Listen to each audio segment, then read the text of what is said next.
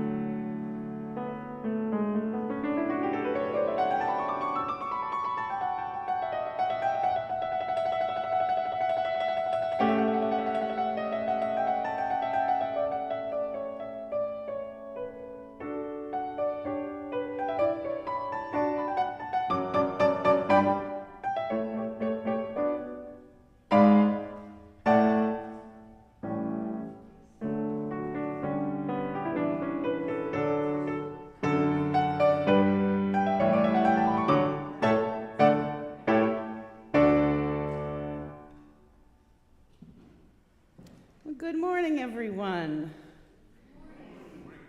I am Reverend Karen LeBlanc. I minister to this congregation as we minister to each other. We are people creating beloved community who believe that everyone is worthy of respect. Science is real. The democratic process is a sacred thing. We are all part of an interconnected web, and that the light and energy that we share and put out makes a difference in this world. We are people of purpose here, and if what you hear today resonates with you, maybe you'll consider becoming part of this way cool family, community of seekers and keepers of this long dream that is our church. And if you're new here or visiting, if you fill out one of these handy dandy cards in your pew somewhere, that will put you on our newsletter email list. Join us for coffee hour after the service, right through that door.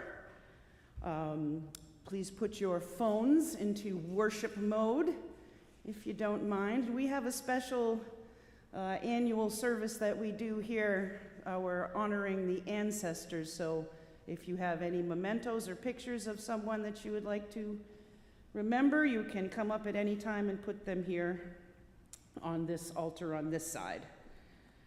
We are live streaming this morning, thankfully, after lots of technical difficulties, so please be aware of that. Now, we will begin by lighting our chalice. You want to help light our chalice?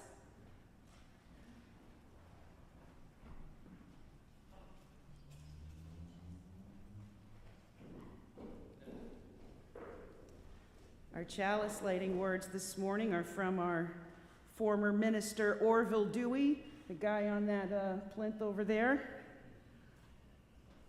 How many a knot of mystery and misunderstanding would be untied by one word spoken in simple and confiding truth of heart? How many a solitary place would be made glad if love were there? And how many a dark dwelling would be filled with light? Our opening words are also from Mr. Dewey. The dead carry our thoughts to another and nobler existence. They teach us, and especially by all the strange and seemingly untoward circumstances of their departure from this life, that they and we shall live in a future state forever. And now, if you will join me, please rise if you are willing and able, and sing with me hymn number 128, 128, For All That Is Our Life.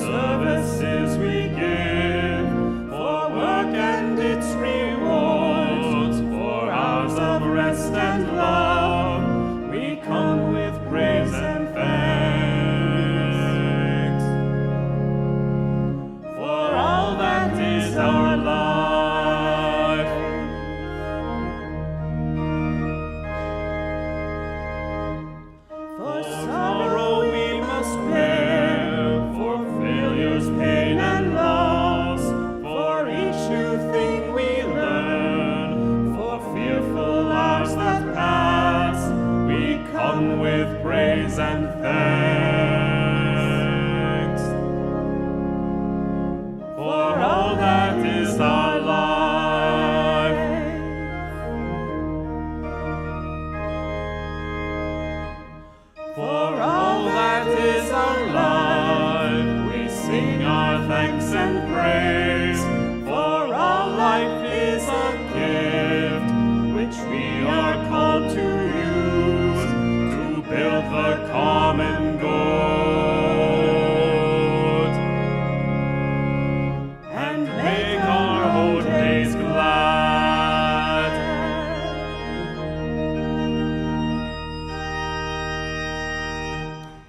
Please take the time to greet one another this morning.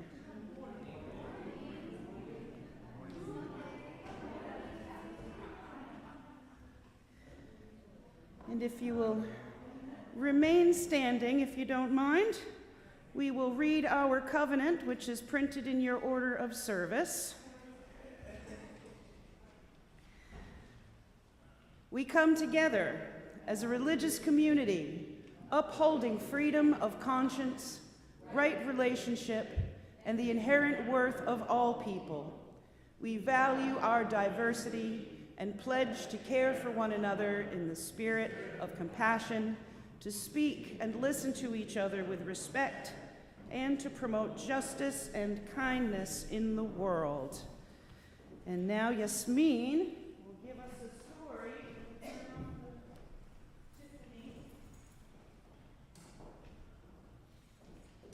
So I'm going to try and project our story so everyone could enjoy the illustrations and listen to it spoken by Ruby Dee. Does anyone know who Ruby Dee is? So because we are always promoting and remembering Dee and Davis, who is her partner, they were the MCs for the Martin Luther King Jr. speech, I Have a Dream. So they helped orchestrate that. In addition to being personal friends with Malcolm X, delivering the eulogy at his funeral, and then she also won the Frederick Douglass Award. So there's our, the 6 degrees. So I wanted to pay tribute to Ruby for being an activist, and then share this lovely story about Badger's parting gifts. So part of when working with children, we often have moments where parents will come to us and say, how can you help me talk about death with my child? And so I think this is one of the best stories because it's done in a positive way that brings some really good memories. So enjoy this story.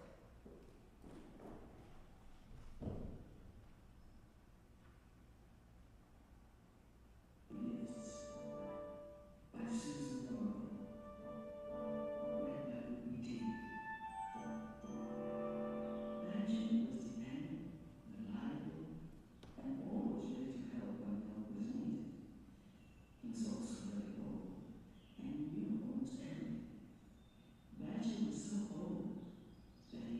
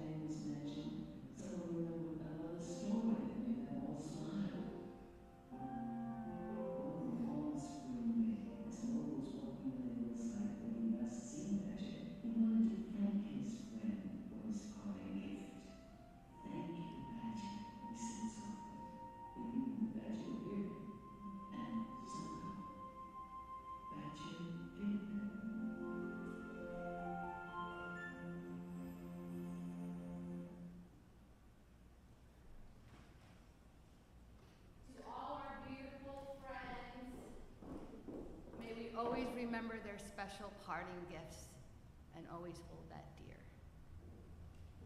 Amen. Thank you.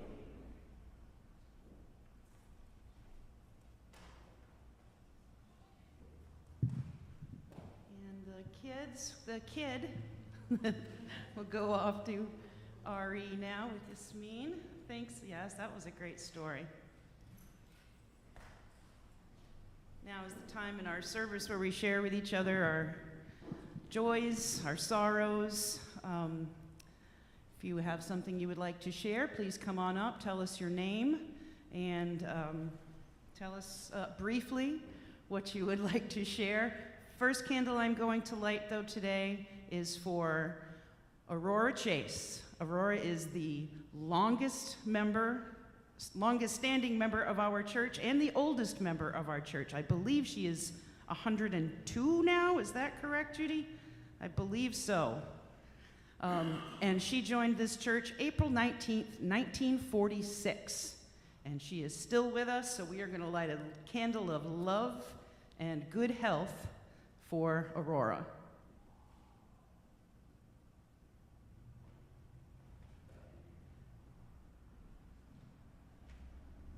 So I was very anxious to get up here because I have good news. On Monday, my little granddaughter, Ivy Elaine, was born. And then all week long, I had my 5-year-old grandson so that the mom and dad could be at the hospital with the baby. So it's been a really terrific week for us. That's my son, Robert. It's both of his children.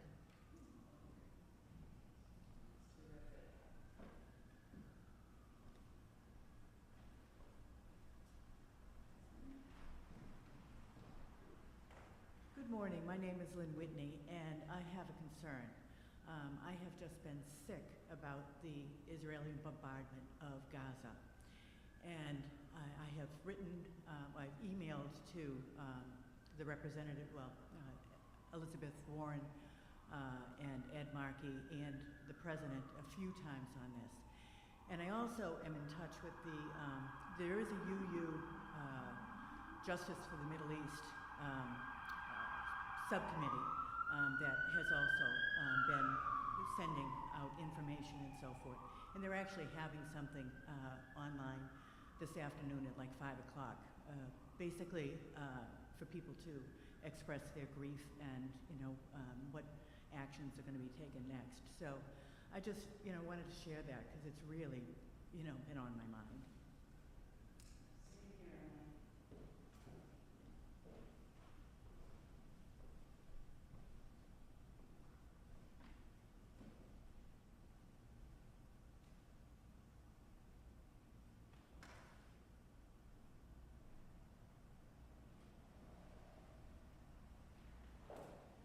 Two final candles, as is our practice here, one for all the joys and sorrows that we keep in our hearts today, and one for all of those people out there who have yet to find a safe, loving, and supportive environment like this to share with.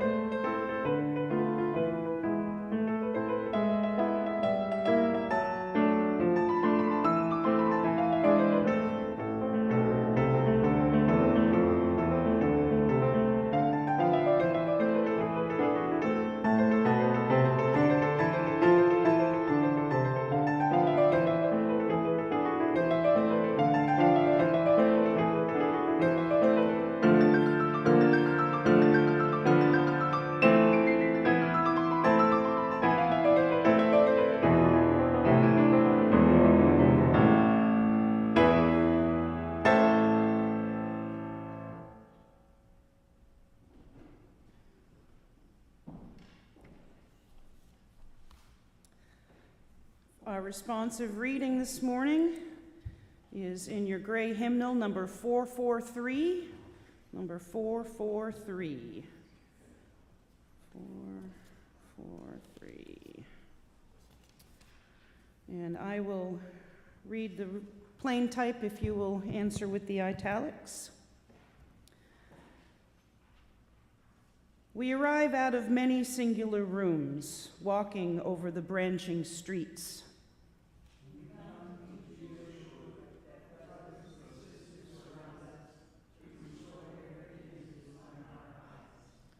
We enlarge our voices in common speaking and singing.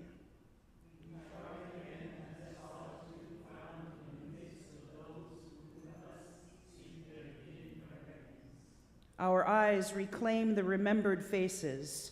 Their voices stir the surrounding air.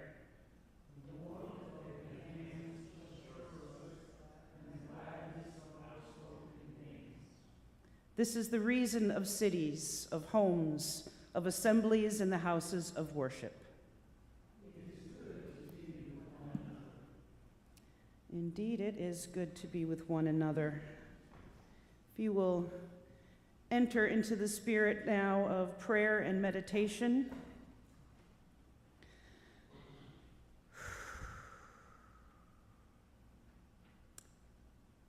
Spirit of life, God of everlasting light, Lady of infinite love, that which holds all.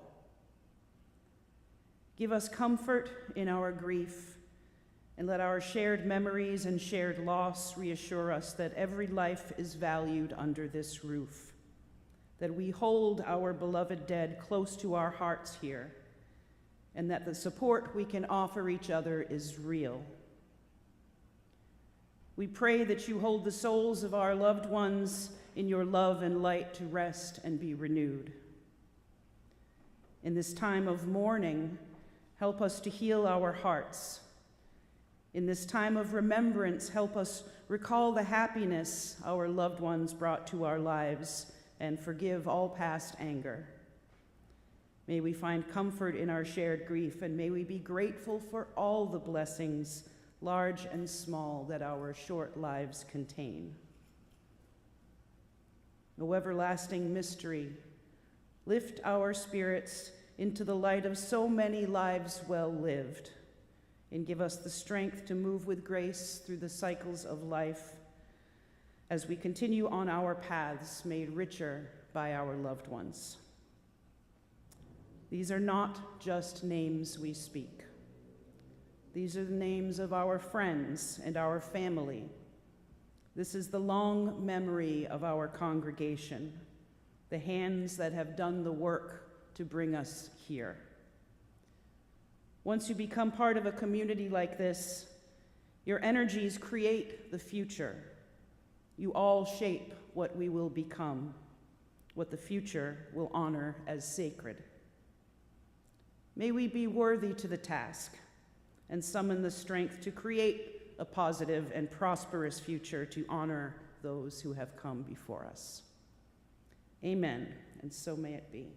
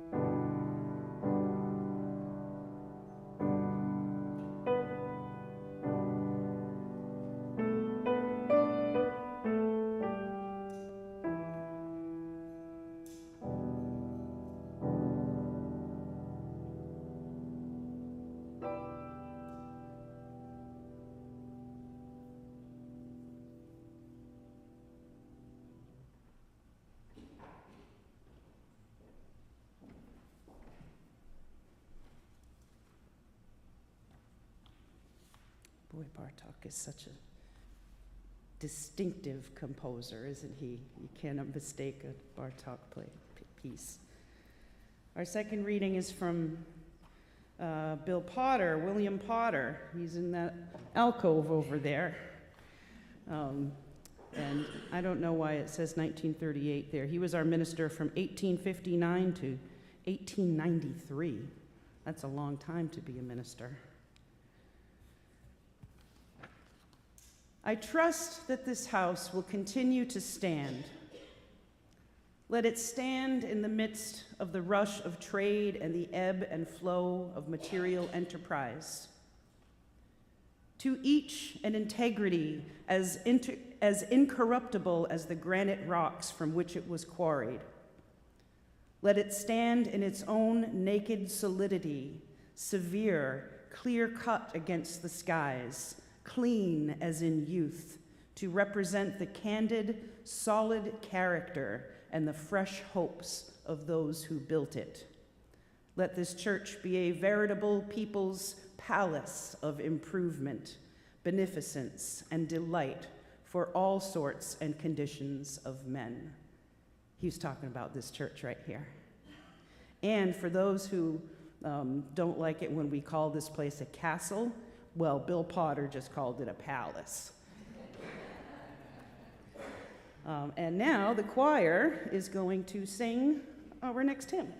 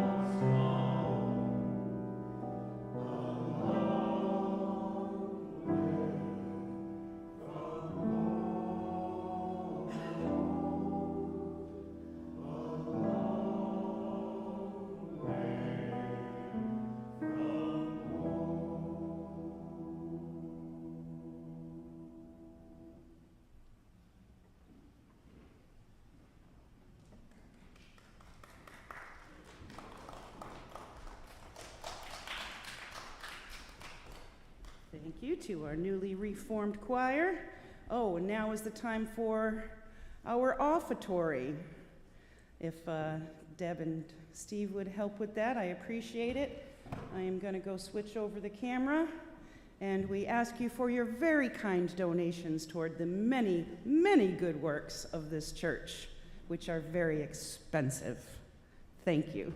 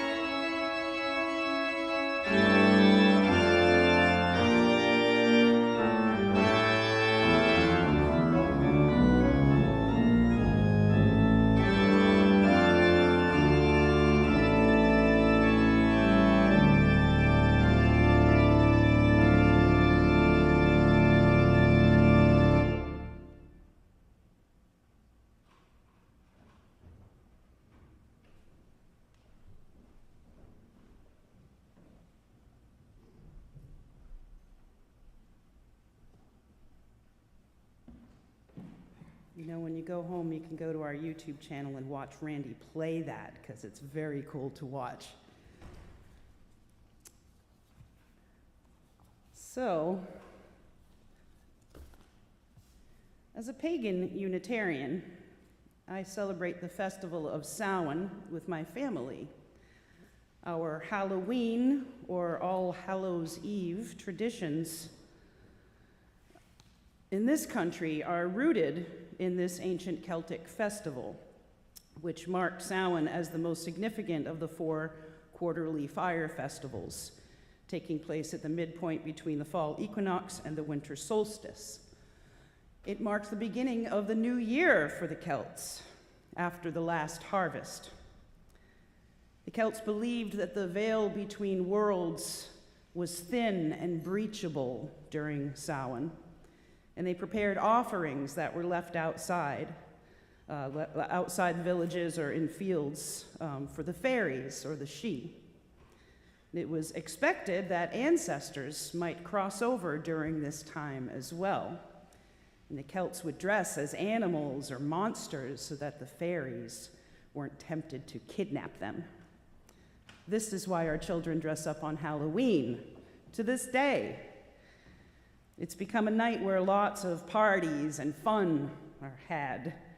We've forgotten why we dress up and why we celebrate.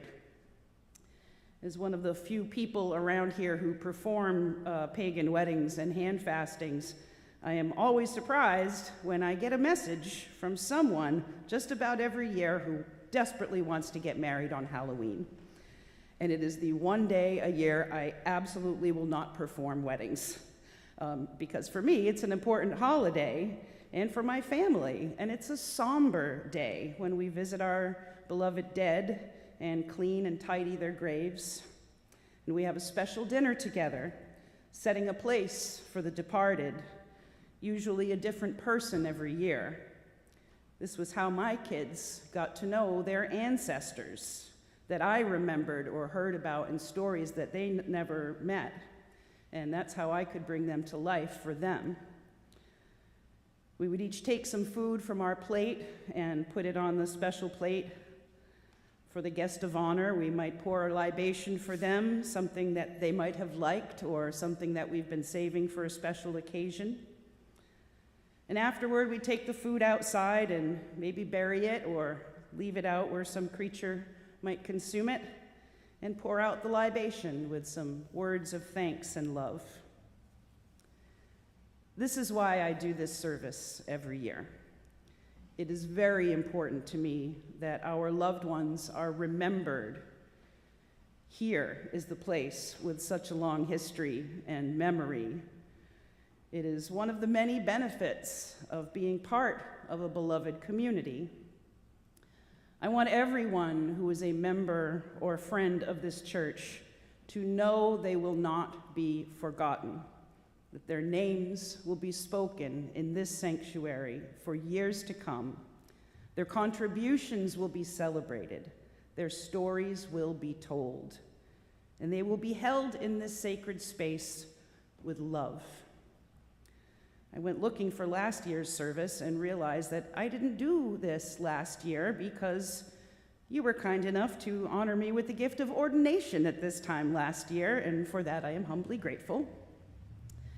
But it's a blessing to me that my own longish history here, going back to 1996, has given me the gift of getting to know so many of our older members, so I can actually speak with some experience when I talk about our beloved dead. We don't have a lot of ritual in this church, but this is one I promise you will exist as long as I stand in this pulpit. So I will begin this with lighting a candle for everyone that I have up here. As you can see, this is something I've been doing since 2015, so I've gathered every year when someone passes away, I put their picture up on the big board here. So Mary, would you mind lighting the big chalice right there? And I'm going to have you light the other candles as I talk about them. I will tell you when. But if you will light that one.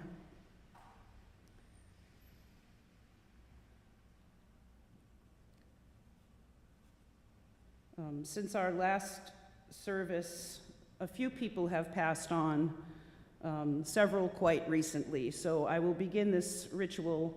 I'm going to start talking about Susan Mole Powers because she passed away just this Tuesday. Susan Mole Powers was 79 and a longtime member of this church, and actually everyone I'm talking about today were longtime members of this church, along with her husband, Alan. Susan was a truly interesting person, and I took that picture that I have up here from her extensive Wikipedia page. You can look her up. And let me quote the first paragraph so I can accurately describe her art. Born in 1944 in St. Paul, Minnesota, Susan Mole Powers is a contemporary artist who sculpts in polygon and planar metal as well as sewn fabric, blending art and science to design sculptures and fabric on canvas paintings. The owner of Sail Shade Studios in Fall River, she has also designed, trademarked, and fabricated an energy-efficient window shade, which was pretty cool, I have to say. I was happy to get to know her, and one time she brought her photo album of all her artwork, for me to check out, and it was really cool. She was a really cool artist, and she loved playing with light and texture. It reminded me of the kind of martial art I studied and married too, Goju, which means hard, soft, strong and pliant like bamboo. I was so glad to see her and Alan just a few weeks ago here for our LGBTQ history service, but I was especially glad that they were here for our book fair and that her father's composition got to be played in this sanctuary, honoring her ancestor.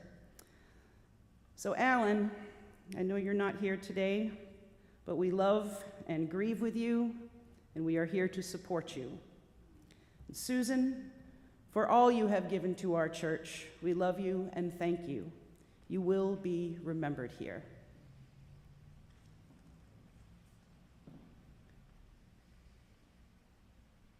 Jean Kellaway passed away on October 3rd at the age of 91.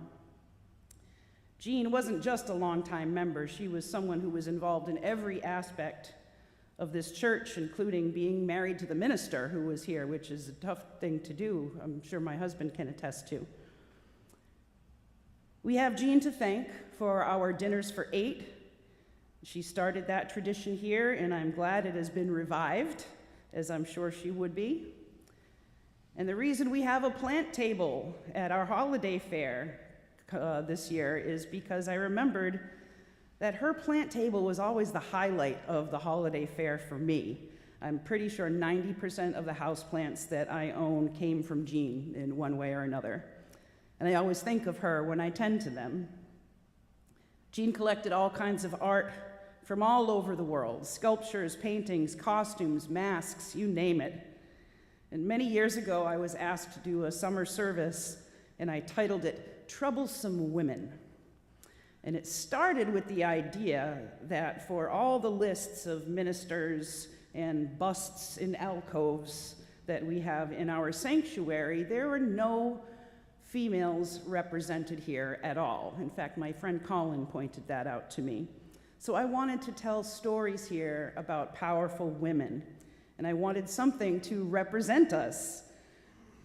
And I immediately thought, oh, Jean has what I need. And of course, she was delighted to share her collection for the occasion.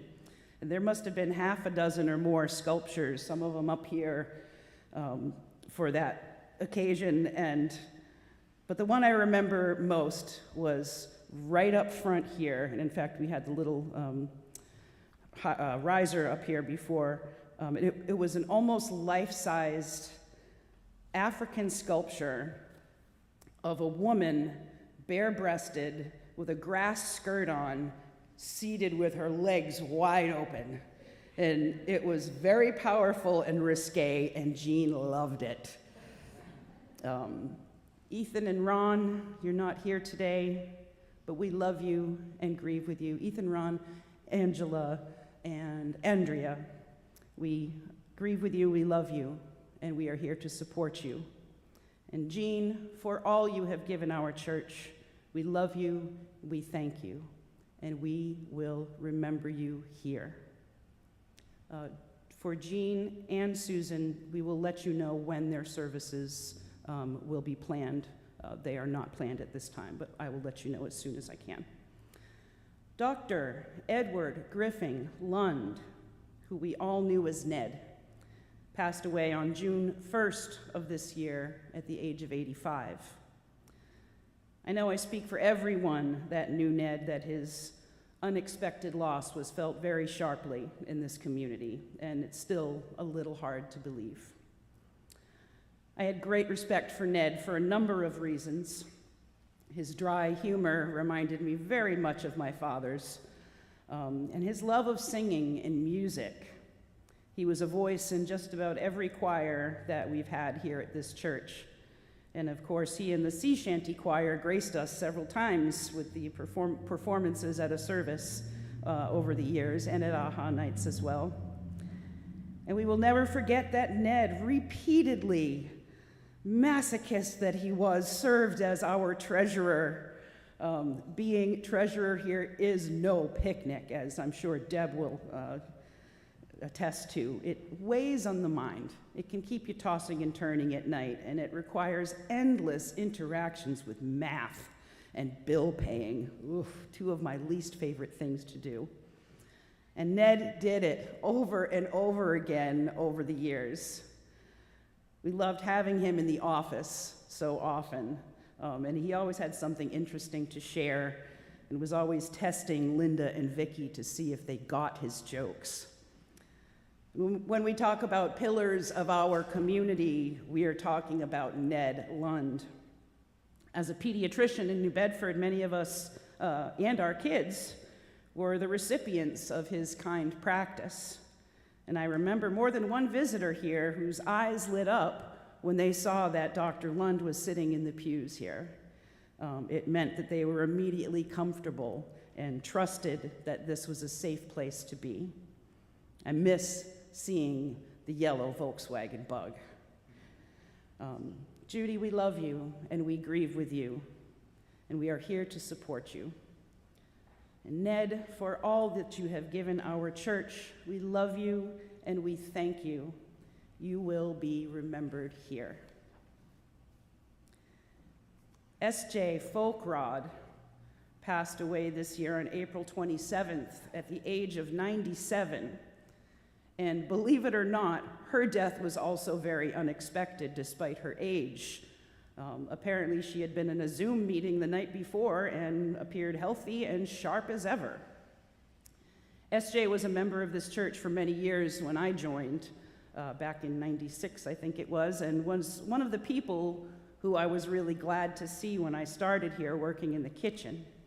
I knew her from the bookstore she had, the Tortoise and Hare, which was the only queer pagan bookshop I had ever been to, and the only one around here for many, many miles, as I recall. And it was an eye-opener for me as a young bisexual feminist pagan, that's for sure. I had some long and interesting conversations with SJ for a few years before I came to this church. And I figured if this was a church that SJ went to, then as a pagan, I was gonna find a home here. Nico and I went to her memorial service in Peacedale, Rhode Island, where she resided at the end of her life, and at that congregation.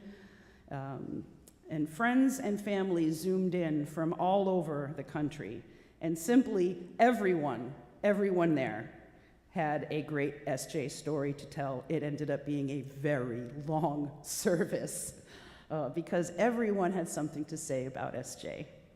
But it was a testament to the kind and passionate and ever-active person that she was, and how much she had an effect on people over the years. SJ, for all you have given our church, we love you and we thank you. You will be missed here. Robert McCabe passed away on June 5th, 2022, at the age of 89.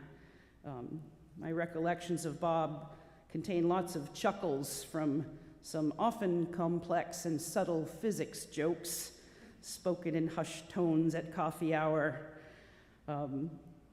Although I loathe the maths involved in bookkeeping, I do enjoy the abstract maths of theoretical physics. And I knew Bob had that appreciation of letting one's mind approach realms that we tend not to look toward because they might literally blow your mind. I had to represent Bob here with an infinity symbol because the only picture of him, literally the only picture, there was no pictures of him online anywhere. I put in every keyword I could, no. The picture with his obituary was a picture of a Jerry Garcia doll that he had, that he must have loved, and that was it. So I didn't print up the Garcia doll, but I put the infinity symbol because he was a physicist. So he was a large soul with an intentionally small footprint in our digital world, at least. And kudos to him for that. That is, I don't know how anyone can even accomplish that anymore, not to be found on the internet. I'm still shaken. He lost his job at SMU for being outspoken against the war in Vietnam and was brought back to teach a few years later after his protests, fell on the right side of history. If I might quote his obituary, Bob was hilarious, difficult, stubborn, brilliant, a little crazy, and sometimes impossible. He read deeply in many subjects, including the history of math itself. In a single math lecture, he bedazzled students.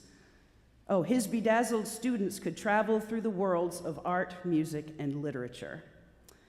That sums up terrifically the kind of person that Bob was, and he was a valued and active member of this congregation. I want to add that he was also a really big voice for social justice in our community, as is Marcia, and I think he would really appreciate and relish the anti-racism work we're doing in our church right now.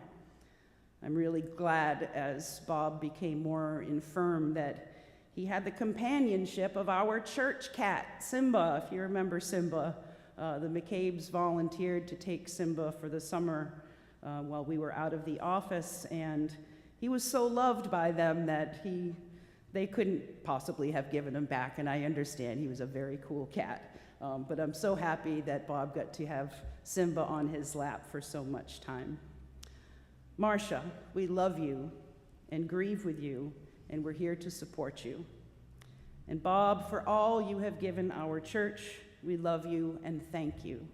You will be remembered here. And now,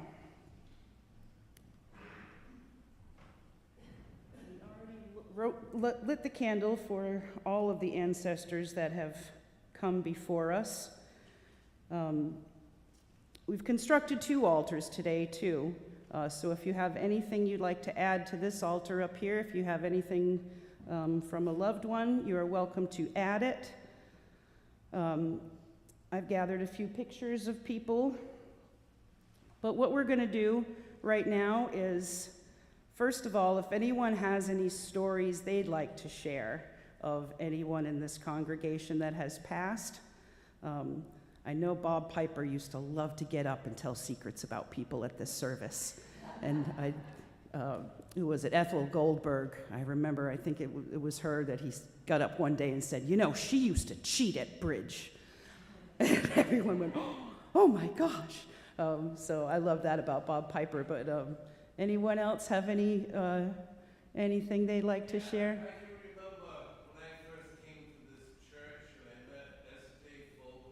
Uh-huh. And I always tell people that I discovered this church through the back door before I walked in the front door. First with Triworks Coffee House, and then with Cups. Yeah. And, you know, then I started saying, well, let me see what's in the front door. And SJ used to like to sit around that side. So there was me, Paul DeRose, there were a number of us from Cups that would sit with it, and we called it Pagan's Row. And it was kind of cute because even there was people that sat around us and said, well, I'm not about Pagan's Row. You know, we had like about 2 rows, and that was Pagan's Row, which was, you know, kind of a little recognition, you know, at the time. Oh, that's great to hear. I didn't know that. You'll have to point it out to me. I'll put a pentacle on it or something. Anybody have anything else they'd like to share? Come on up to the microphone and make it easier. Well, from one treasurer to another. Ned, of course, was very, very helpful to me as I tried to become treasurer. But I have to point out that when he was cleaning out his office, he took all the treasurer pile and gave it all to me. I have looked through it, but I have not annotated it yet. I guess that when we do archiving, that's where it will go. And thank you, Deb. Go ahead, Mary. I have 2 quick stories I want to share. One's about SJ. SJ brought Cakes for the Queen of Heaven to this congregation. Must have been 1988, something like that. And that curriculum not only helped to establish the Unitarian Universalist Pagan Society, but also just completely transformed my world for me, because for the first time ever we were exposed to the female divine aspect, and it completely changed my life. I also have a really cute story about Jean Kellaway. My son Alex, Jean and her husband had these amazing apartments on Dover Street, and right next to each other. And when Richard moved out of his, Jean wanted somebody that she knew in that apartment, so my son Alex got to live in the best bachelor pad you ever saw anywhere. And being a young man, I think he was in his 20s at the time, he had a big party with a bunch of friends over, and they were all musicians, they were playing music, and he hears a knock, knock, knock on the door, and there's Jean at the door, and he said, "Oh, Jean, I'm so sorry, I didn't know we were that loud." And she said, no, the only thing you need to be sorry about is that you didn't invite me. That sounds about right. Anyone else? Well, what we're going to do now is speak the names. It doesn't have to be a church member. Before we go, let's put some names out into this sacred space here. Call upon the spirit of someone who has gone before you. Picture them in your head and bring to mind what you loved about them or a happy time together. Let them know you love them as you speak their name.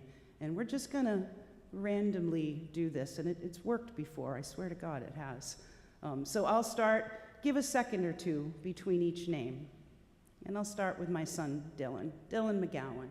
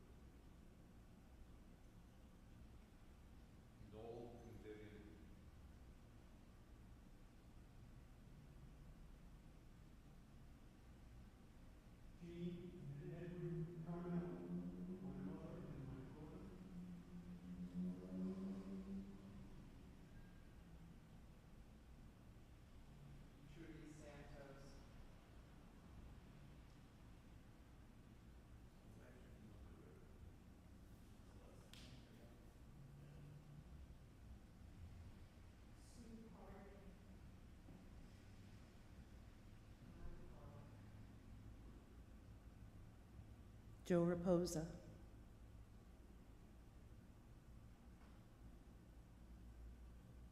I've always had an impression, in my mind that sometimes we're here having service and a lot of them are sitting in those side aisles. I feel that too, Ron. I can sort of still see where people used to sit from up here.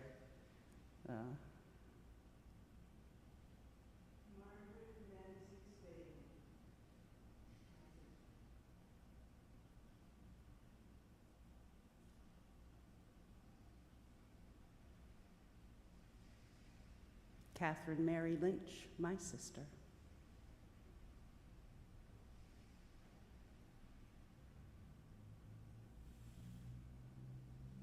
Maria started our first story and we thought she was nuts for doing it, and now it's the number one fundraiser for our church, so she would go another one. Amen. L'Oreal.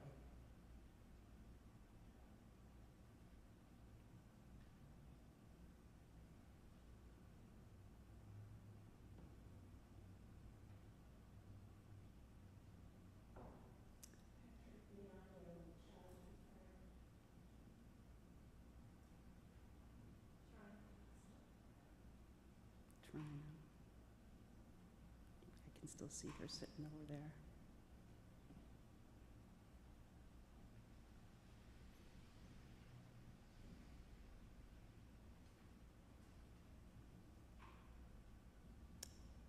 May all these souls rest in the arms of the Mother with love until we know them again. May all the ancestors of this church watch over us and guide us into the next generation. So may it be. I encourage you after the service, come on up and take a look at some of these wonderful people that have gone before us, and at coffee hour, tell their stories. Tell stories that you remember from loved ones, to keep them with us and let their memory ring in this sacred place today, and celebrate them. For our last hymn, Mary Raposa and whoever else would like to join us to do Soul Cake, we will be doing that right now.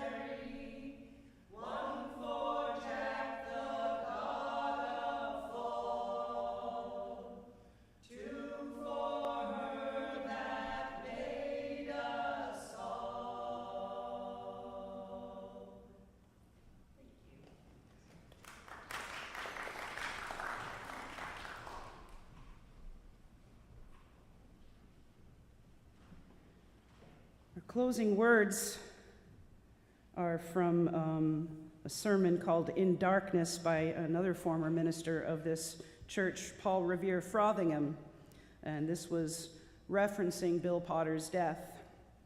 This was given in this church on December 24th, 1893. Let us hold to the only light of gladness that we have, and rejoice that what is past we are sure of. It is impossible to make it not have been. We have not lost him then. They are not gone from us. The sunlight of their message still floods our memories and will still into ever fuller growth the better things that sleep beneath the surface of our lives. Hold fast, my church. Stay strong. We love you. Live long and prosper. Go in peace. Celebrate your departed. Amen.